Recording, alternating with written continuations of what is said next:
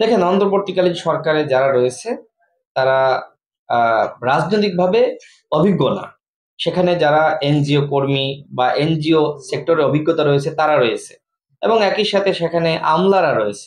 কিন্তু যারা অতীতে রাজনীতি করেছে, যারা পলিসি মেকিং এর সাথে জড়িত ছিল, যাদের ছাত্র রাজনীতি করার অভিজ্ঞতা আছে, আন্দোলনের নেতৃত্ব দেওয়ার অভিজ্ঞতা আছে, তারা কেউ নাই। সুতরাং এরকম দুর্বল একটি সরকারের মাধ্যমে কোনোভাবেই দেশের পরিস্থিতি নিয়ন্ত্রণ করা সম্ভবপর নয়। সেটি আমরা দেখছি। 1 মাস আগেও এই সরকারের কোনো সমালোচনা ছিল না। যত দিন যাচ্ছে এই সরকার তত সমালোচিত হচ্ছে।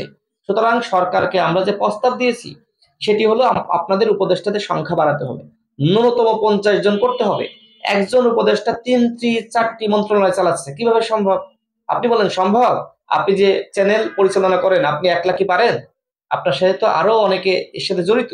সুতরাং প্রত্যেক এক ব্যক্তি এক প্রতিষ্ঠান এক মন্ত্রণালয়, সেটি করতে হবে। আপনি একজনকে 3টি দায়িত্ব দিয়েছেন, 3টি মিনিস্ট্রি, কোনোভাবে এটি নিয়ন্ত্রণ করা সম্ভবপর নয়। এই যে অল্প সংখ্যক মানুষের মাধ্যমে তারা সংস্কার করতে চাচ্ছে, এটি মূল ব্যর্থতা।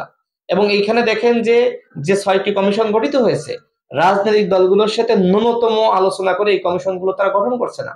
অর্থাৎ দলগুলোকে দূরে রেখে যদি আপনি সংস্কার করতে চান, সেটি কিন্তু কোনোভাবেই সঠিক সিদ্ধান্ত হবে না। সুতরাং এই সরকার আমাদের সরকার, এই সরকারকে আমরা সহযোগিতা করতে চাই।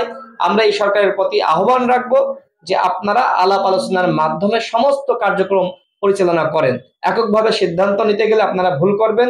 শেখ হাসিনা এককভাবে সিদ্ধান্ত নিতে গিয়ে বারবার ভুল করেছে এবং তার ভুলের খেসারত তাকে দিতে হয়েছে।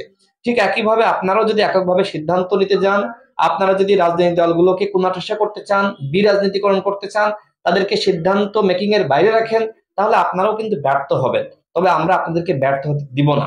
আপনারা ব্যর্থ হলে পুরো বাংলাদেশ ব্যর্থ হয়ে যাবে। সুতরাং আপনারা রাষ্ট্র সংস্কার করুন, সহযোগিতা লাগলে বলুন, আপনাদেরকে আমরা সমস্ত সহযোগিতা করতে আমরা প্রস্তুত রয়েছি।